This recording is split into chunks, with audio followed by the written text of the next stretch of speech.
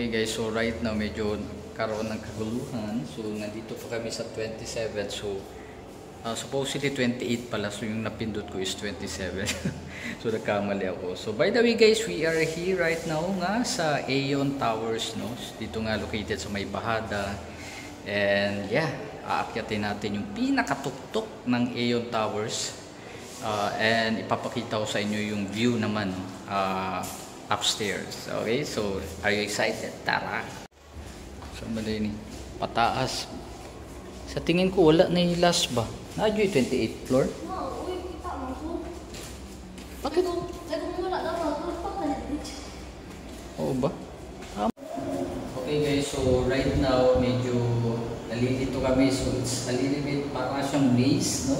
Dito nga sa Aeon. But nandito kami ngayon sa 28th floor. 28. And basically ang tagal na elevator. Tapos ang lamig. As you can see, tapos merong mga sounds here. Oh, tingnan nyo, di ba? Very creepy. Pero syempre, tayo dito?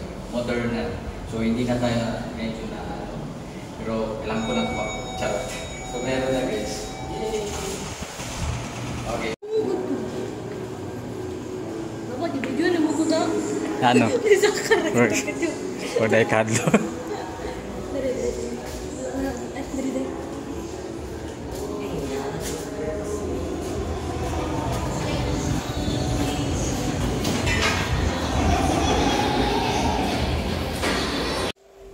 Okay guys, so this is our room dito sa Aeon Towers. And as you can see, okay naman. Tingnan nyo naman, napakaganda. Very nice. Oh, di ba? Classic na classic. Ganda oh. Yung slider yung kanila. No? Then meron din tayong plates. Ito yung para dining table. Ay, Sabel, bakit hindi mo nilagay sa ano yan? Garbage. Then basically hindi. Ito na po yung bed namin. Yun. And ang ganda dito guys kasi meron siyang meron siyang view. Tingnan nyo yun. So hindi nyo lang nakikita ngayon pero ay grabe. Talagang no? Overview talaga siya. Although medyo yung dito banda hindi masyadong kita no. Nakikita na natin dito is yung Bahada. Pero sa likod nito guys maganda yung view. Okay, then bumili rin kami ng chichirya para snacks para sa mga bata. And syempre we have pies from British. Binili namin sa Victoria Plaza kasi nag-open sila. Okay, so yan. Yun yung ating tour dito sa Aeon Towers. And basically we really had a nice and fun experience, pero meron din kaming scary experience. Alimat, ano ganun yung scary experience namin? Kasi ganina guys, ang nagpa-function kasi ngayon is only isang floor lang, isang elevator lang. So yung dalawang elevator hindi pa nila hindi pa operated. Kasi I think yung isa is papunta doon sa pinaka top no dito nga sa Aeon. So isa lang yung pina-operate nila. The thing is hanggang 28th floor lang yung operated yung gumagana hanggang 28. Pero kanina napunta kami sa anong floor yun, Matt? 31 floor.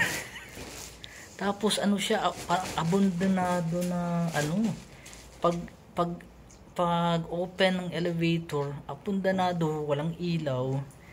As in talaga hindi pa kino-construct talaga, meron pang semento, meron pang hollow block, grabe. And syempre hindi na ako nagpahalata kasi baka matakot ang aking uniko iho, pero that was a very exciting and creepy experience. But we really enjoy here guys, no? So basically ang ganda ng place. Basically yung condo unit na ito is ang ganda.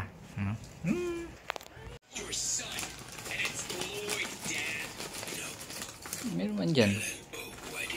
Bigyan mo si Sabel.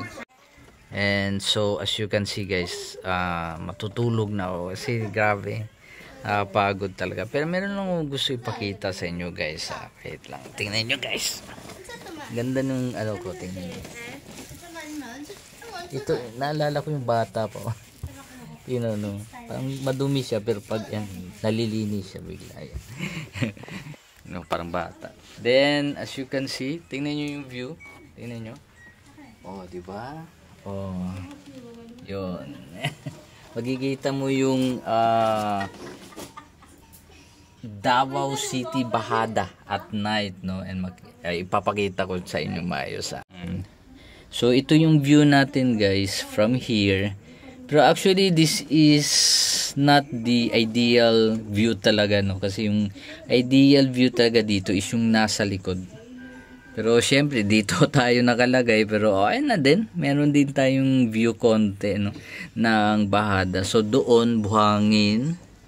Then doon papunta ng Lanang, then dito naman papunta ng I think Kabagyo, no, dito sa right side. Yay.